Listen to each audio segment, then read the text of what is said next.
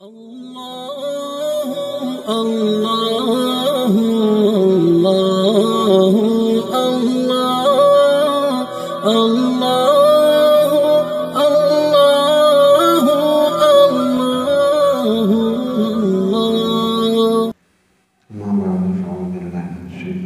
بسم الله الرحمن الرحيم وزنوا بالقسطاس المستقيم صدق الله العظيم. آج کے دن میزان عدل کے بارے میں بتایا تھا. یاد ہوگا جو حاضر تھے.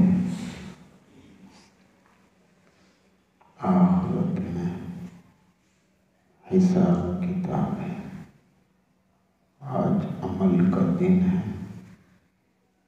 حساب نہیں ہے. کل قیامت میں حساب کا دن ہے، عمل کا وقت نہیں ہے. وَنَزَعَ الْمَوَازِينَ الْقِسْطَ لِيَوْمِ الْقِيَامَةِ فَلَا تُظْلَمُ نَفْسٌ شَيْئًا وَإِنْ كَانَ مِثْقَالَ حَبَّةٍ مِّنْ خَرْدَلٍ أَتَيْنَا بِهَا وَكَفَىٰ بِنَا حَاسِبِينَ. جن کے حسنات زیادہ ہوں گے وہ جنت میں جائیں گے، اور جن کی سیئات گناہ زیادہ ہوں گے وہ دوزخ میں جائیں گے، اور جن کے برابر ہوں گے وہ اعراف میں رہیں گے.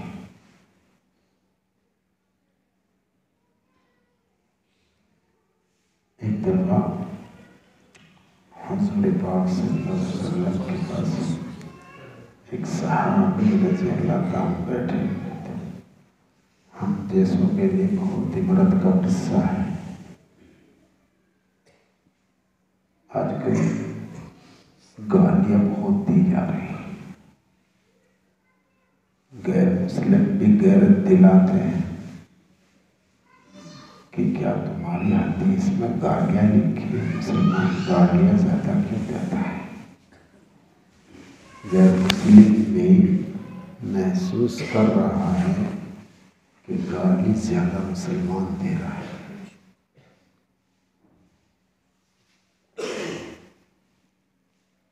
ایک آدمی حدیث کو سمجھانے کے لیے ایک قصہ سناتا ہوں خواب کا.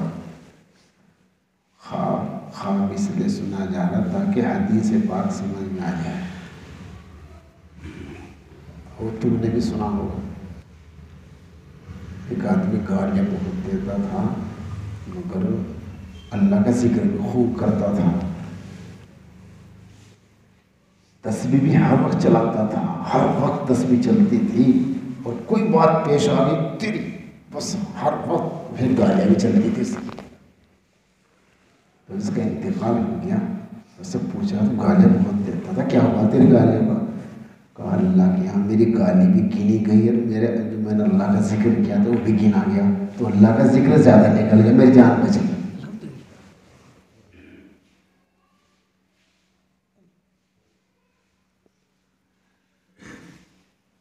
تو ایک صحابی رضی اللہ عنہ جو سب یہ ابن کثیر میں ہے، تفسیر ابن کثیر میں اس آیت شریفہ کی تفسیر میں لکھے ہیں. ایک صحابی رضی اللہ عنہ حضور پاک صلی اللہ علیہ وسلم کے پاس بیٹھے ہوئے تھے. تو انہوں نے عرض کیا جی حضرت میرے یہاں کچھ غلام ہیں، میری تکذیب بھی کرتے ہیں، خیانت بھی کرتے ہیں، نافرمانی بھی کرتے ہیں، اور جی میں بھی کبھی نہیں چھوڑتا، میں مارتا بھی ہوں، پیٹتا بھی ہوں اور برا بھلا بھی کہتا ہوں. تو جی میرا ان کا حال کیا ہوگا قیامت میں؟ سننا بھائی. ان حضرات کے سامنے قیامت رہتی تھی، فکر کرتا تھا جی میرا ان کا حال کیا ہوگا. حضور پاک صلی اللہ علیہ وسلم نے فرمایا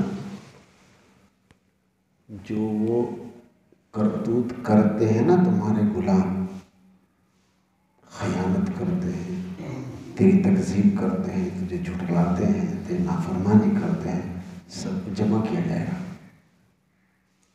اور جو تو ان کو پیٹتا ہے، مارتا ہے، برا بھلا کہتا ہے، ایک سب جمع کیا جائے گا۔ اگر تیری یہ ساری باتیں، مارنا، پیٹنا اور برا بھلا کہنا، یہ کم نکل گیا نا تو تیرے اوپر اللہ کا فضل ہوگا۔ اور اگر تیرا یہ جتنے کام ہیں، مارنا، پیٹنا، برا بھلا کہنا، یہ زیادہ اگر نکل گیا پھر تجھ کو سزا دی جائے گی، اسی کے وقت ایسے انتقام کیا جائے گا۔ بس وہ اتنا سنتے ہی بیچارہ گھبرا گیا، وہ چیخیں مار مار رونے لگا، چیخیں مار مار۔ ہمارے کو تو کوئی اثر نہیں ہوتا ہے، یہ حضور پاک صلی اللہ علیہ وسلم کی صحبت کی برکت کہ اتنا گھبرایا کہ چیخنے لگا۔ حضور پاک صلی اللہ علیہ وسلم نے فرمایا اسے کیا ہو گیا؟ اسے پتہ ہے قرآن پاک میں اللہ تعالیٰ نے کیا فرمایا؟ وَنَضَعُ الْمَوَازِينَ الْقِسْطَ لِيَوْمِ الْقِيَامَةِ فَلَا تُظْلَمُ نَفْسٌ شَيْئًا وَإِنْ كَانَ مِثْقَالَ حَبَّةٍ مِّنْ خَرْدَلٍ أَتَيْنَا بِهَا وَكَفَىٰ بِنَا حَاسِبِينَ۔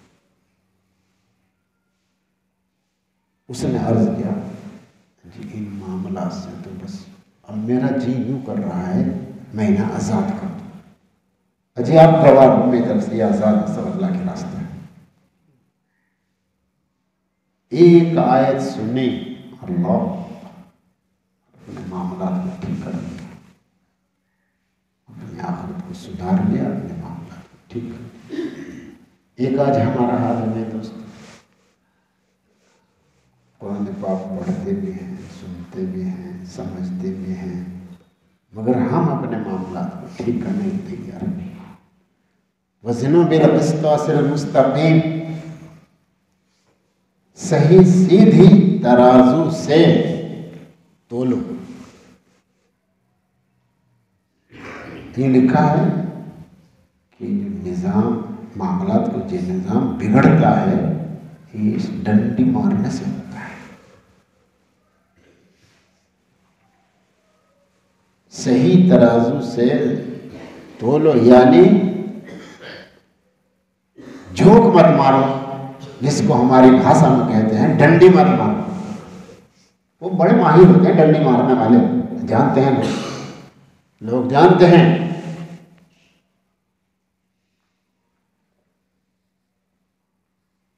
اب تو وہ دوسرا چل گیا ہے، پہلے تو وہ چلتا تھا جس میں وہ کانٹا لگا رہتا تھا، نیچے کی اوپر کی سوئی برابر ہو جاتی تھی، مگر وہ ایسی جھونک مارتا تھا نہ تولنے والا کہ سامنے والے کو دکھتا تھا کہ اس نے پورا کر رہا ہے، حالانکہ اس نے ڈنڈی مار لی، اس نے ایسی جھونک ماری اس کی جو کانٹے کی ڈنڈی میں وہ جو کانٹا ہوتا ہے، کہ ترازو کے ڈنڈی میں جو کانٹا ہوتا تھا وہ ایسے ڈھنگ سے جھونک مارتا تھا کہ سامنے والا سمجھ رہا ہے کہ اس نے صحیح تو ہے، حالانکہ اس نے ڈنڈی مار دی۔ ایک آدمی کا انتقال ہونے والا اور سب لوگ چاروں طرف بیٹھے ہوئے کلمہ پڑھ رہے، تلقین کر رہے، جب کسی کا انتقال ہو بیٹھنے والوں کے لیے یہ ہے کہ وہ سب کلمہ پڑھتے رہے تاکہ تمہارا کلمہ سن کر وہ بھی کلمہ پڑھنے لگے۔ تو وہ کچھ اور تو بول رہا تھا لیکن کلمہ نہیں پڑھ رہا تھا۔ اس سے پوچھا گیا سب باتیں پڑھ رہا ہے کلمہ کیوں نہیں پڑھتا ہے؟ کہا وہ ترازو کے ڈنڈی میں جو کانٹا ہوتا ہے وہ میرے حلق میں اٹا ہوا ہے، میں ڈنڈی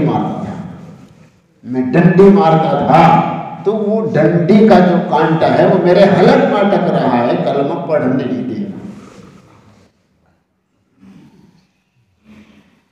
کلمہ پڑھنے نہیں دے رہا۔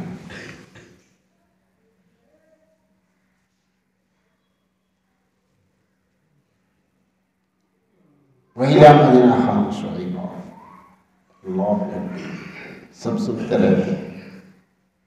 مدین والے ان کی طرف جو مبعوث کیے گئے تھے حضرت شعیب علیہ السلام، کیوں بھیجا تھا؟ یہ سب ڈنڈی مارتے، حضرت شعیب علیہ السلام کی جو قوم تھی ان کی اصلاح کے لیے کہ یہ لوگ ڈنڈی مارتے ہیں، یہ لوگ جھوک مارتے ہیں، یہ ناپ تول میں کمی زیادتی کرتے ہیں، تو اللہ پاک نے ان کی اصلاح کے لیے مستقل نبی علیہ السلام، اور اب اندازہ لگائیں کہ یہ معاملات کا مسئلہ بڑا ٹیڑھا مسئلہ ہے، بڑا ٹیڑھا مسئلہ ہے، بڑے خطرناک قصے اس کے سننے میں آتے ہیں جو معاملات کو خراب کرتے ہیں، لین دین کو جو خراب کرتے ہیں، جو لوگوں کے حقوق کو ضائع کرتے ہیں، بڑے خطرناک قصے آج بھی پیش آ رہے ہیں۔ ایک آدمی نے پوری بستی کو تباہ کر دیا تھا، پوری بستی، ہر ایک کے ساتھ برا معاملہ اور ان کے ناجائز ان کے مالوں کو ہڑپ کرنا۔ مرنے کے وقت مجھے ایک آدمی بتا گیا کہ میں نے خود دیکھا وہ اخیر عمر میں اپنی ٹٹی خود کھاتا تھا، اتنا برا حال اس کا ہو گیا تھا۔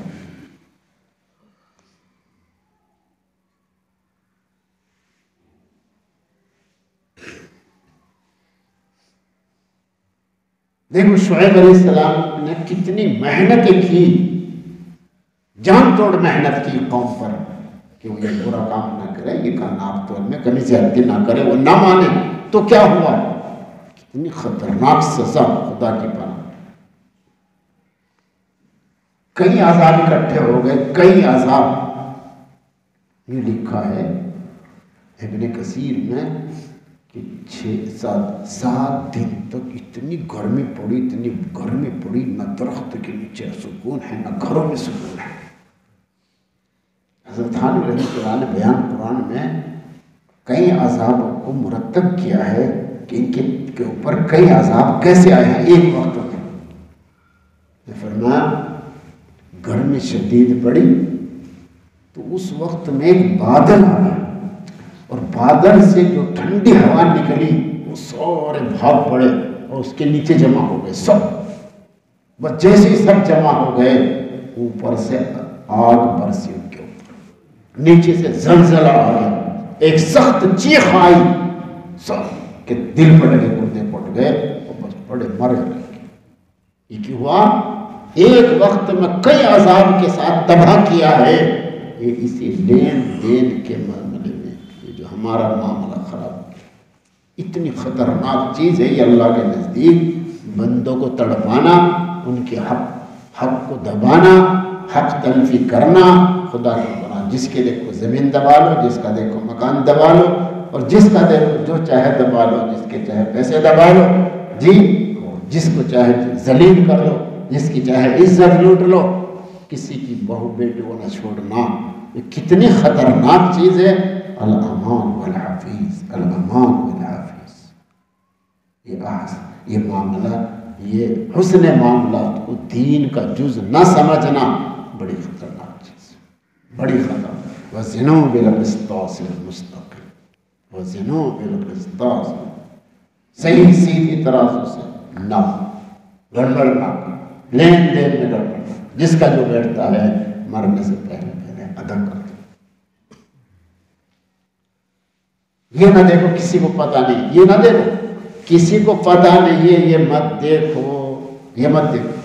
حدیث پاک میں ہے جو آدمی قدرت رکھتے ہوئے حرام سے بچ جائے، اللہ دنیا میں ہی نعمت بدل دے گا۔ یہ حدیث ہے، قدرت ہوتے ہوئے ساری قدرت حاصل ہے، لیکن وہ اس نے جو ہے حرام کام سے اللہ کو بچا لیا، تو اسی دنیا میں اللہ نعمت بدل دے۔ ایک دن 2 عورتیں آپس میں مشورہ کر رہی، یاد ہوگا تو نے بتایا تھا، امرود بہت بڑھیا لگ رہے، پڑوسی کے مکان دیوار چھوٹی تھی، اس کے مکان میں جو درخت تھا اس کی کچھ شاخ ادھر آ رہی تھی، تو 2 عورتیں مشورہ کر رہی ہیں توڑ لیں۔ ایک نے اپنے دل میں سوچا اللہ دیکھ رہے، اللہ دیکھ رہے، تو اس نے بہانہ مار دیا اور اپنے آپ کو بچا لیا، اپنے آپ کو بچا لیا۔ اگلے دن پڑوسی نے اپنی بچی کے ہاتھ اس سے بڑھیا بڑھیا امرود نام لے کے فلاں عورت کو دے گیا۔ جب آدمی حرام سے قدرت ہوتے ہوئے کوئی نہیں دیکھ رہا ہے اور وہ کام کر سکتا تھا مگر اللہ کے ڈر سے اس نے اپنے آپ کو اس حرام سے بچا لیا، تو یہ حدیث ہے دنیا ہی میں اللہ نعمت بدل نعمت بدل، اس سے بڑھیا بھی انشاءاللہ تو کوئی نہ دیکھ رہا ہو اللہ دیکھ لے گا، پھر انشاءاللہ نمازیں بڑھیا بنے گی، پھر انشاءاللہ سکون آئے گا دلوں میں، نہیں گھروں کے حالات بڑھیا بنیں گے انشاءاللہ۔ جس کا جو حق بنتا ہے، ماں کا پیر دباؤ، ابا کا پیر دباؤ، بھائی جن کے انتقال ہو گئے والدین کا ان کو روزانہ ثواب پہنچاؤ، جن کا جو حق بنتا ہے وہ ادا کرو، پھر دیکھو انشاءاللہ کیا زندگی بہترین خوشگوار زندگی نصیب ہوگی۔ اللہ مجھے تمہیں توفیق دے۔